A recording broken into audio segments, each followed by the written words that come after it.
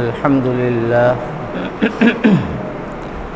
الحمد لله نحمده ونستعينه ونستغفره ونؤمن به ونتوكل عليه ونعوذ بالله من شرور أنفسنا ومن سيئات أعمالنا من يهده الله فلا مضل له ومن يضلله فلا هادي له ونشهد أن لا إله إلا الله وحده لا شريك له ونشهد أن سيدنا ونبينا ومولانا محمدا عبده ورسوله صلى الله عليه وعلى آله وأصحابه وبارك وسلم تسليما كثيرا كثيرا أما بعد فأعوذ بالله من الشيطان الرجيم بسم الله الرحمن الرحيم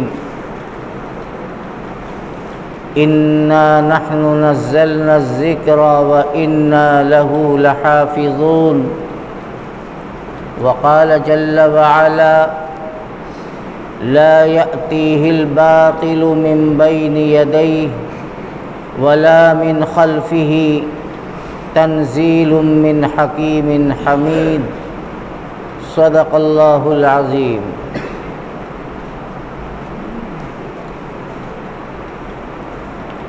بزرگوں اور بھائیوں،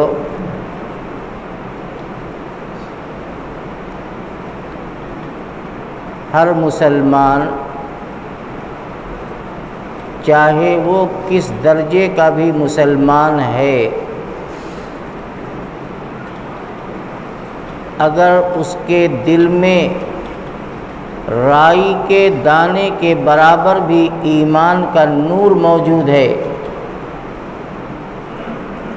تو وہ یہ عقیدہ رکھتا ہے کہ قرآن پاک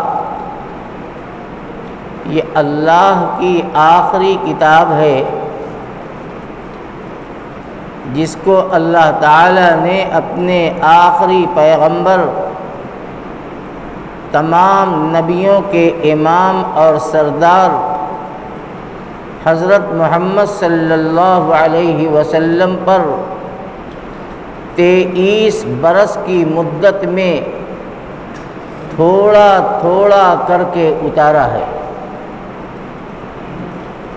یہ قرآن مقدس اللہ کی آخری کتاب ہے، اب آسمان سے کوئی دوسری کتاب آنے والی نہیں ہے، جو آنی تھی وہ آ چکی، تورات بھی آئی، انجیل بھی آئی، زبور بھی آئی، اور چھوٹے چھوٹے صحیفے جو انبیاء علیہ السلام پر اللہ تعالیٰ نے اتارا وہ سب آ چکا۔ اب سب سے اخیر میں قرآن نازل ہوا، اور یہ قرآن 1450 سال سے آج تک اسی طریقے پر محفوظ ہے جس طریقے پر اللہ نے حضرت جبرائیل کے ذریعے سے اپنے آخری نبی کے قلب اطہر پر اتارا تھا۔ اس میں ایک لفظ، ایک حرف، ایک نقطے کی بھی کوئی تبدیلی اور تحریف کی نہ تو گنجائش ہے اور نہ کوئی شک و شبہ کیا جا سکتا ہے۔ اور یہ بھی عقیدہ ہے کہ آج تک قرآن محفوظ ہے اور قیامت تک یہ قرآن اسی طریقے پر محفوظ رہے گا۔ دنیا کی اسلام دشمن لابی قرآن پاک میں تحریف کرنے، قرآن کی آیتوں کو مسخ کرنے، قرآن کی آیتوں کو تبدیل کرنے کی کوشش کریں گی، اب کر چکی، لیکن قرآن آج بھی محفوظ ہے، اور ایسا کرنے والوں کی کوششیں ناکام ہو گئی، وہ ملیا میٹ ہو گئے، وہ خاک میں مل گئے، اور ان کو کوئی آج جانتا بھی نہیں۔ کوششیں ہوئی ہیں پہلے بھی کہ قرآن بدل دو، قرآن کے بارے میں مسلمانوں کے دلوں میں شکوک و شبہات بھر دو کہ نعوذ باللہ من ذالک، یہ وہ قرآن نہیں ہے جو مکے اور مدینے میں مکی اور مدنی حضرت محمد صلی اللہ علیہ وسلم کی ذات اقدس پہ نازل ہوا تھا۔ شبہ پیدا کر دو، لوگوں کے دلوں میں ڈگمگاہٹ پیدا کر دو۔ یہ سازشیں کوئی نئی نہیں ہیں، یا یہ پہلی مرتبہ نہیں ہوئی ہیں۔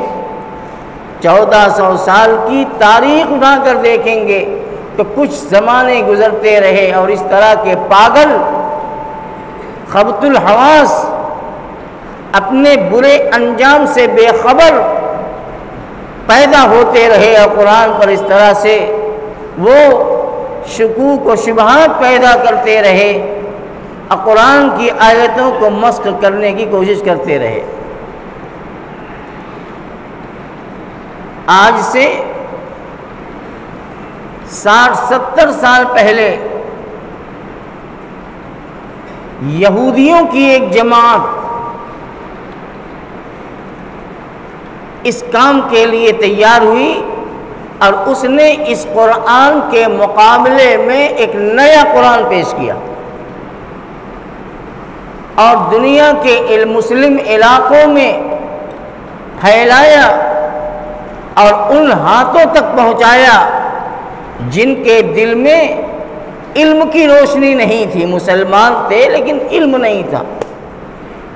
ایسے بہت سے مسلمان آج بھی ہیں، مسلمان ہیں لیکن اسلامی جانکاری ان کو نہیں ہے، اور دعوت الحق کے نام سے ایک کتاب چھاپی، اور یہ کہا کہ مسلمانوں یہ ہے تمہارا اصلی قرآن، اور اس میں جگہ جگہ سے قرآن کی آیتوں کو مٹا کر یا قرآن کی آیتوں کو تبدیل کر کے، سورتوں کے نام کو تبدیل کر کے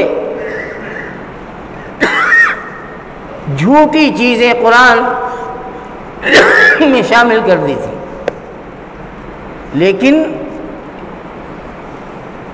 مسلمانوں نے اسے قبول نہیں کیا، اور ان کی سازشیں خاک میں مل گئی، وہ ان کا منہ کالا ہو گیا۔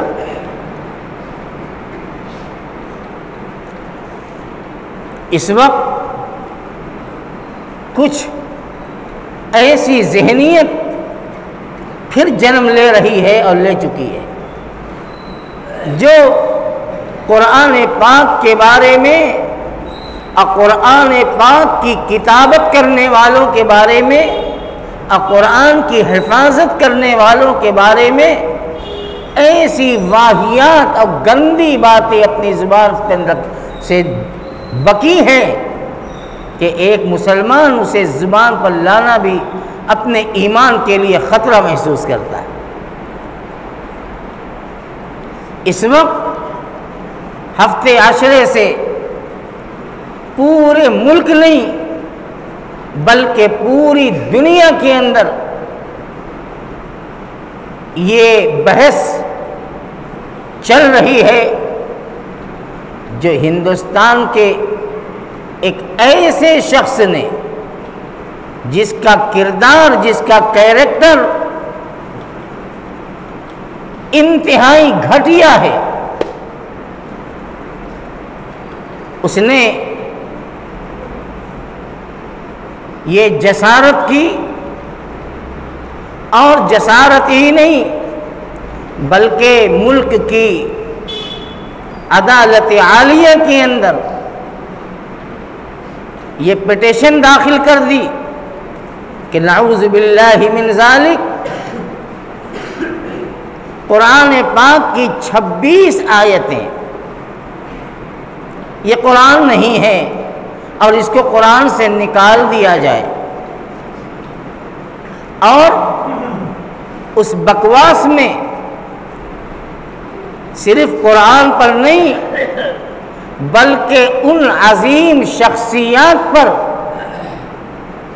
جس کے بارے میں پوری امت کا اتفاق ہے کہ آقا مدنی حضرت محمد صلی اللہ علیہ وسلم کے بعد اس پوری کائنات کے سب سے اعلیٰ انسان ہیں، پوری امت کا اتفاق ہے، ان کے بارے میں گستاخانہ بکواس کی گئی کہ نعوذ باللہ من ذالک، انہوں نے قرآن پاک کے اندر ان 26 آیتوں کو غلط طریقے پر داخل کر دیا، اور اللہ کی پناہ 1000 مرتبہ کہ انہوں نے اس قرآن کو اس شکل پر باقی نہیں رکھا جس شکل پر اللہ کے پیغمبر پر اترا تھا۔ وہ 3 کون ہیں؟ آج تو میڈیا اور پورے اخبار کا موضوع یہی ہے، آپ میری بات کو بہت اچھی طرح سمجھ لیں گے۔ وہ 3 شخصیت جس کے بارے میں یہ بکواس کی گئی ہے وہ کون ہے؟ خلیفۃ الرسول، افضل البشر بعد الانبیاء،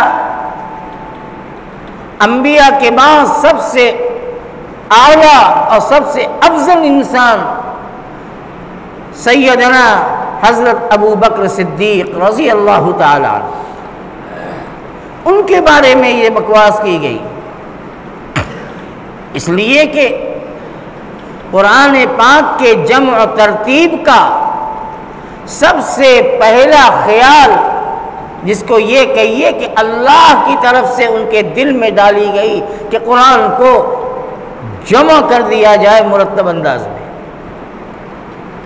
سب سے پہلے صدیق اکبر رضی اللہ عنہ کے دل میں یہ بات آئی، صحابہ سے مشورہ ہوا، حضرت عمر، حضرت علی، حضرت عثمان اور خلفائے راشدین اور وہ صحابہ جو اللہ کے نبی کے زمانے میں قرآن کی کتابت کرتے تھے، قرآن لکھا کرتے تھے،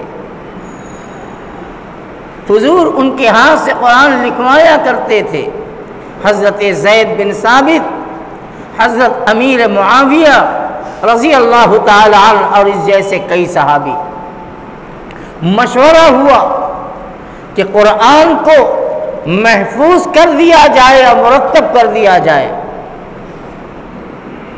انتہائی غور کے بعد یہ فیصلہ کی ہوا کہ ابو بکر صدیق کی رائے بالکل درست ہے اور قرآن کو جمع کر دیا جائے اور مرتب کر دیا جائے، اس لیے کہ رسول اللہ کے زمانے میں قرآن تو ٹکڑوں میں لکھا ہوا تھا، کہیں کاغذ کا ٹکڑا مل گیا اس پہ لکھ دیا گیا، کہیں پتھر کے ٹکڑے مل گئے پتھر پہ لکھا ہوا ہے، کہیں اونٹ کی بڑی بڑی شانے کی ہڈی مل گئی اور اسی پر قرآن لکھا ہوا ہے۔ یہ انداز تھا قرآن کا رسول اکرم صلی اللہ علیہ وسلم کے زمانے میں، لیکن یہ قرآن جو ہم پڑھتے ہیں 30 پاروں کا قرآن جو سورہ فاتحہ سے شروع ہو کر سورہ ناس پر جا کر مکمل ہوتا ہے، یہ ترتیب صدیق اکبر رضی اللہ تعالیٰ عنہ کے دل میں اللہ کی طرف سے آئی اور انہوں نے بڑے بڑے صحابہ کو جمع کیا، مشورہ ہوا اور اس کام کے لیے حضرت زید بن ثابت اور دوسرے صحابہ کو متعین کیا گیا کہ آپ یہ کام کر لیجئے، اور قرآن مرتب ہو گیا۔ حضرت عمر دوسری شخصیت جو اس بدعقیدے کے دل و دماغ میں کیڑے کی طرح سمائی ہوئی ہے نعوذ باللہ وہ حضرت فاروق اعظم رضی اللہ عنہ کی شخصیت ہے۔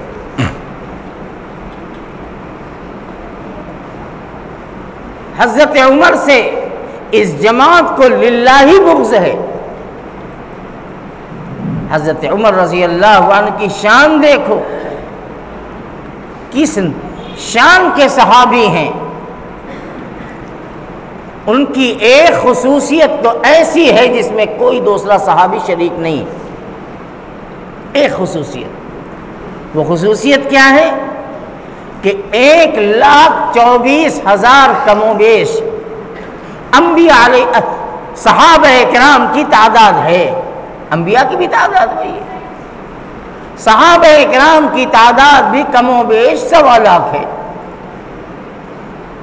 لیکن جتنے صحابی ہیں رسول اکرم صلی اللہ علیہ وسلم کی دعوت اور محنت پر اللہ نے ان کے دل میں ایمان ڈالا اور اللہ کے نبی کی خدمت میں آ کر انہوں نے کلمہ پڑھ لیا۔ تمام صحابہ کا یہی معاملہ ہے۔ حضور دعوت لے کر گئے، محنتیں کی، لیکن وہ آئے اور آنے کے بعد وہ انہوں نے کلمہ پڑھا اور حضور کے دامن سے جڑ گئے۔ تمام صحابہ کا معاملہ ایسے ہی۔ صرف ایک صحابی، وہ شخصیت ہے حضرت عمر بن خطاب رضی اللہ تعالیٰ عنہ کی۔ ایک یہ وہ نرالے صحابی ہیں کہ حضور پاک صلی اللہ علیہ وسلم نے اللہ سے ان کو مانگا ہے، نام لے کر اللہ سے مانگا۔ آپ نے اللہ سے دعا مانگی، اللہم اعز الاسلام باحد العمرین، اے اللہ 2 عمر میں سے ایک کو ایمان کی دولت عطا فرما کر اسلام کو عزت عطا فرما دے۔ یہ 2 عمر کون ہیں؟ ایک عمرو بن ہشام جو ابو جہل کہلاتا ہے، مردود، کفر کی حالت میں مرا، اسلام کا سب سے بڑا دشمن، اور دوسرے حضرت عمر فاروق رضی اللہ تعالیٰ عنہ۔ نبی علیہ السلام نے ان کا نام لے کر خدا سے ان کو مانگا کہ اللہ ان کو ایمان کی دولت عطا کر دے اور اسلام کو ان کے ذریعے عزت عطا کر دے۔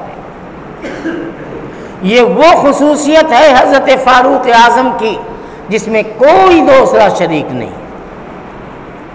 اسی لیے ہمارے علماء فرماتے ہیں کہ تمام صحابہ مرید ہیں، حضرت عمر ابن خطاب مراد ہیں۔ اللہ کے نبی نے انہیں مانگا اور کس شان سے ان کو اللہ نے ایمان کی دولت عطا فرمائی، نبی کی دعا قبول ہو گئی اور اللہ نے فاروق اعظم کو ایمان کی دولت عطا کی۔ وہ ایک مکمل تفصیل ہے لیکن بڑی لمبی۔ بہرحال حضرت فاروق اعظم رضی اللہ تعالیٰ عنہ ایمان میں داخل ہو گئے۔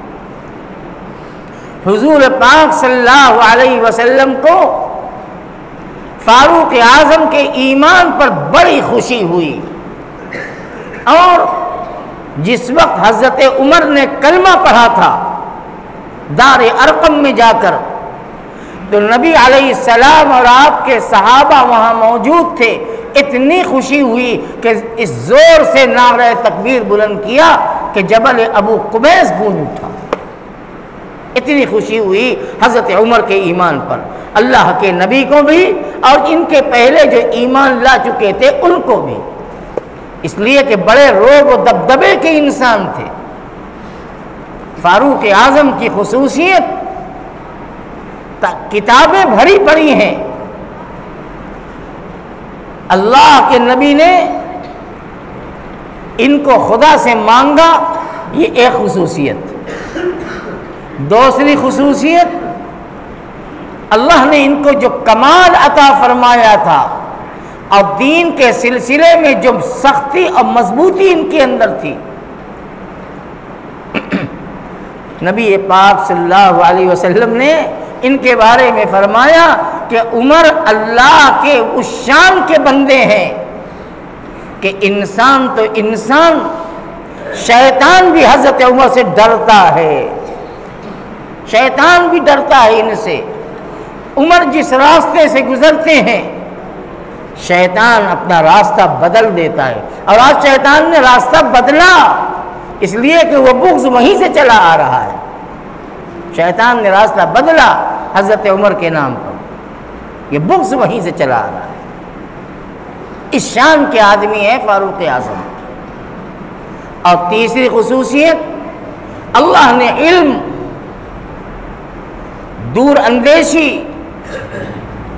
ملک کو چلانے کی صلاحیت ایسی عطا فرمائی تھی کہ نبی کریم علیہ السلام نے ان کے بارے میں فرمایا لو کان بعدی نبی لکان عمر۔ عمر تو اس شان کے آدمی ہے کہ اگر میرے بعد نبوت کا سلسلہ چلتا اور نبی چلتے، نبی آتے رہتے تو عمر نبی ہوتے۔ جو کمالات ان کے اندر موجود ہیں، لیکن چونکہ نبوت کا دروازہ بند، رسالت کا دروازہ بند، اب صبح قیامت تک کوئی نبی اور رسول نہیں آئے گا، اس لیے عمر بھی رسول نہیں ہو سکتے۔ ان پر الزام ہے نعوذ باللہ من ذالک کہ انہوں نے قرآن کے اندر ان آیتوں کو شامل کر کے اصل قرآن کو تبدیل کر دیا۔ اور تیسری شخصیت جن کے بارے میں اس خبتی نے بدتمیزی کی ہے وہ کون ہے؟ امیر المؤمنین عثمان ابن عفان رضی اللہ تعالی عنہ۔ حضرت عثمان غنی یہ وہ صحابی ہیں جنہوں نے قرآن کو اس زبان کے اندر مرتب فرمایا جو زبان سے آج ہم پڑھ رہے ہیں۔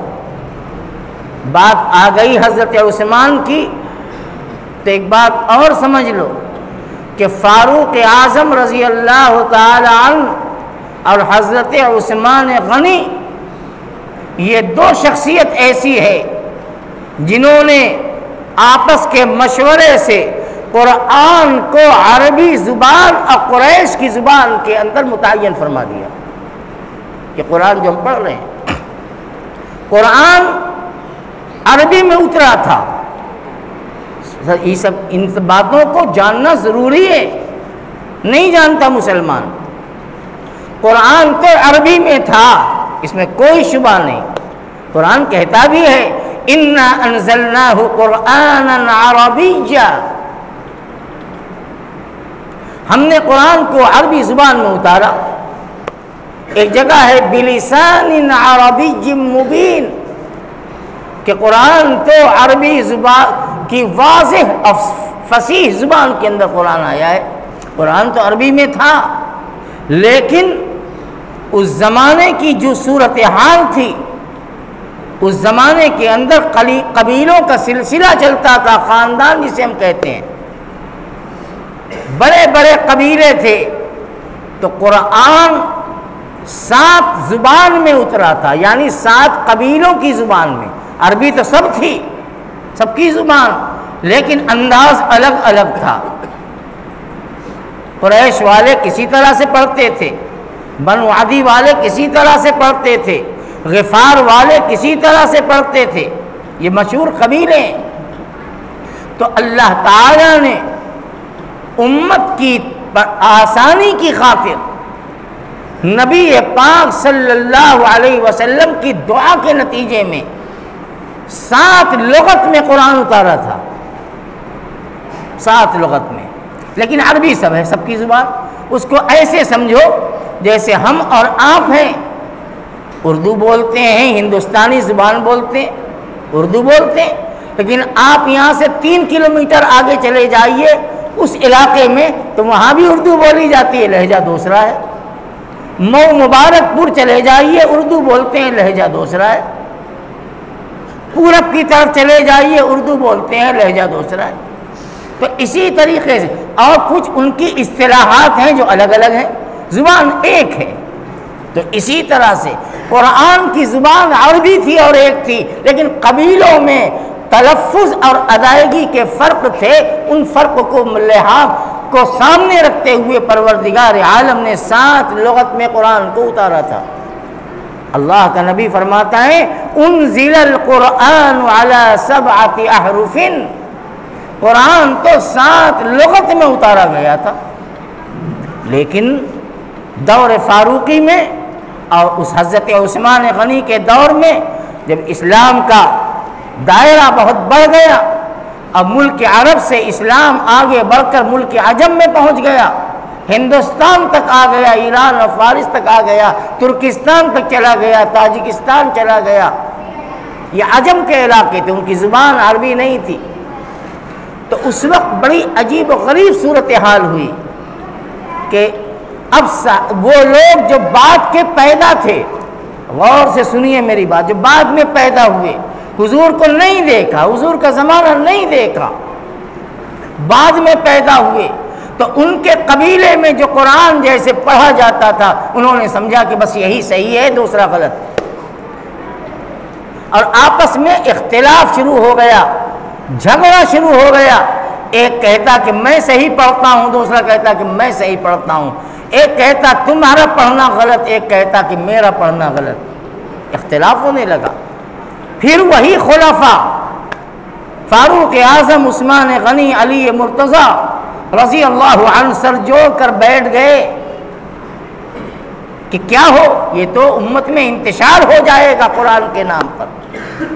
بالاتفاق تمام صحابہ کے اجماع سے یہ بات طے پا گئی کہ اب جو 6 لغتیں تھیں، یعنی طرز ادائیگی جو 6 انداز کا تھا، وہ تمام کے تمام انداز منسوخ ہیں، ختم ہو گئے۔ اب قرآن قریش کی لغت میں چلے گا اور ساری دنیا کے اندر یہی چلے گا، ساری دنیا میں اب یہی قرآن چلے گا، اس کے علاوہ کوئی قرآن نہیں چلے گا۔ شروع میں حضرت عثمان نے قرآن پاک کے 6 نسخے تیار کرائے، 6 نسخے جو قریش کی لغت پر تھا۔ صحابہ کا فیصلہ ہو گیا، مدینے کے اندر فرمان جاری ہو گیا، اور جہاں تک حکومت تھی فرمان جاری ہو گیا، لیکن حکومت کی ذمہ داری تھی، حضرت عثمان خلیفہ تھے، انہوں نے حضرت زید بن ثابت امیر معاویہ جو کاتبین وحی ہیں، جو قرآن لکھتے تھے حضور کے زمانے میں، اور اس طرح سے حضرت معاذ بن جبل ہیں یا دوسرے اور صحابہ تھے، ان کو جمع کیا اور فرمایا کہ قرآن کو مرتب کرو قریش کی لغت میں، اس لیے کہ قریش کی لغت سب سے فصیح و بلیغ تھی۔ چنانچہ قرآن کے 5 یا 6 نسخے تیار ہوئے۔ حضرت عثمان نے ایک نسخہ اپنے پاس رکھا، ایک عراق میں بھیجا، ایک شام میں بھیجا، ایک مصر میں بھیجا، ایک کوفہ میں بھیجا۔ اس طرح سے فرمایا کہ دیکھو اب یہی قرآن ہے، یہی چلے گا۔ یہ بدباطن جس پر اللہ کی لعنت ہو، اس نے ان 3 خلفاء رضوان اللہ علیہم اجمعین کو ٹارگٹ کیا اور نعوذ باللہ من ذالک ان کے اوپر جھوٹا الزام لگا کر ہندوستان کی سب سے بڑی عدالت میں پٹیشن داخل کر دی،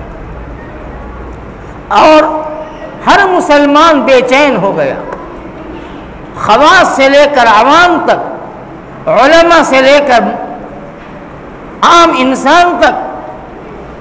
آپ دیکھ رہے ہیں میڈیا کے ذریعے، یوٹیوب پر، واٹس ایپ کے ذریعے ایک ہنگامہ چل رہا ہے، لیکن اللہ نے چاہا تو جس طرح سے پچھلے زمانے میں قرآن پر شک کرنے والوں کا منہ کالا ہوا اور اپنے کیفر کردار کو پہنچے ہیں، انشاءاللہ اللہ نے چاہا تو اس کا بھی منہ کالا ہوگا، ناکام ہوگا، اور قرآن جیسے تھا ویسے ہی رہے گا، ایک ایک حرف کے ساتھ، ایک ایک نقطے کے ساتھ، ایک ایک یہاں تک کہ طرز ادا کے ساتھ قرآن محفوظ تھا، محفوظ ہے اور محفوظ رہے گا قیامت کی صبح تک انشاءاللہ۔ مسلمانوں، اللہ کے کلام سے اپنا رشتہ جوڑو. یہ اللہ کا اعلان ہے، اِنَّا نَحْنُ نَزَّلْنَا الذِّكْرَ وَإِنَّا لَهُ لَحَافِظُونَ. ہم نے قرآن اتارا ہے اور قرآن کی حفاظت بھی ہم ہی کریں گے. اللہ محافظ ہے قرآن کا. تورات بدل دی گئی، انجیل بدل دی گئی، زبور میں تبدیلی آ گئی، کتابیں آج سب موجود ہیں. تورات، انجیل، زبور یہ آسمانی کتابیں تھیں جو نبیوں پر اتاری گئی تھیں، وہ سب موجود ہے. لیکن یہ نہ وہ قرآن، نہ وہ تورات ہے، نہ وہ انجیل ہے، نہ وہ زبور ہے. کیوں بدل دی گئی؟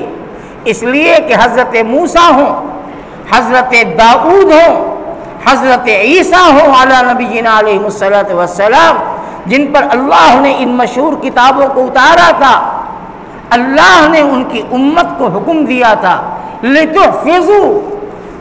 دیکھو ہم نے یہ کتاب اتار دی آسمان سے تمہارے نبی پر، لیکن یہ تمہاری ذمہ داری ہے کہ تم اس کتاب کی حفاظت کرنا. اگر حفاظت کا حق ادا نہیں کرو گے کتاب برباد ہو جائے گی، ختم ہو جائے گی، اس میں جھوٹی باتیں داخل ہو جائیں گی. تو اللہ نے ان کتابوں کی حفاظت کی ذمہ داری اپنے ان زمانے کے انسانوں پہ ڈال دی، اپنے بندوں پہ کہ لِتُحْفِظُوا، تم بتاؤ اس کو. لیکن اللہ نے جب اپنے نبی آخر الزماں پر جب اپنی آخری کتاب اتاری تو اللہ نے اس امت کے افراد کو یہ نہیں کہا کہ اے محمد صلی اللہ علیہ وسلم کی امت، دیکھو یہ میری آخری کتاب ہے، تم اس کتاب کی حفاظت کرتے رہنا ورنہ گڑبڑ ہوگا. یہ اللہ نے نہیں فرمایا. اللہ نے فرمایا کہ وَإِنَّا لَهُ لَحَافِظُونَ، ہم نے اتار بھی دیا اور ہم حفاظت بھی کریں. یہ فرق ہے قرآن اور آسمان کی دوسری کتابوں کے اندر. اللہ نے اتاری اور اللہ نے اس کی حفاظت کی ذمہ داری لی. اور مثل مشہور ہے، جسے اللہ رکھے اسے کون چکھے. اللہ جس کی حفاظت کرے گا. یہ آندھیاں آتی رہیں گی، یہ گرد غبار اڑتے رہیں گے، لیکن چھٹ جائے گا اور سورج جیسے پہلے چمکتا تھا ویسے چمکتا رہے گا. مسلمانوں، قرآن سے اپنے رشتے کو جوڑو، قرآن کی حفاظت کرو، طاق پر رکھ کر نہیں، روزانہ کی تلاوت کر کے. اللہ نے دوسری آیت میں کیا فرمایا؟ لا یأتیہ الباطل، یہ ہمارا اتارا ہوا کلام ہے، اس میں جھوٹ آ ہی نہیں سکتا.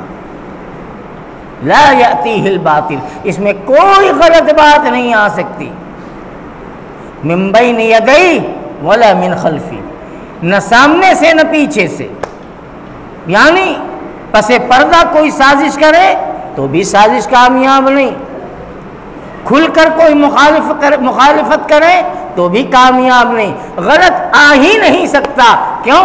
تنزیل من حکیم حمید، یہ قرآن اس ذات اعلیٰ کی طرف سے اترا ہے جو انتہائی حکمت والا ہے اور سب سے زیادہ حمد و ثنا اور تعریف والا بھی ہے. اس لیے میرے بھائیوں، گھبرانے کی ضرورت نہیں ہے. یہ فتنے آئے ہیں، آئے تھے، آئے ہیں اور آتے رہیں گے، لیکن جاتے بھی رہیں گے. یہ طاق نسیاں پہ چلے جائیں گے، بھولی بسری کہانی بن جائیں گے. مسلمانوں، اللہ کے کتاب کی حفاظت کا سب سے بہترین ذریعہ قرآن کو یاد رکھنا اور قرآن کی تلاوت ہے. قرآن کو یاد بھی کرو اور قرآن کی تلاوت کو اپنے روز مرہ کے معمول میں داخل کرو. اللہ تعالی اپنے حفظ و امان میں رکھے. فتنوں کا دور ہے، آپ دیکھ رہے ہیں ہر طرف سے فتنے آ رہے ہیں. ان فتنوں میں ایک فتنہ یہ بھی پیدا ہوا ہے، انشاءاللہ یہ فتنہ بھی اپنی موت مرے گا. وآخر دعوانا ان الحمد للہ رب العالمین.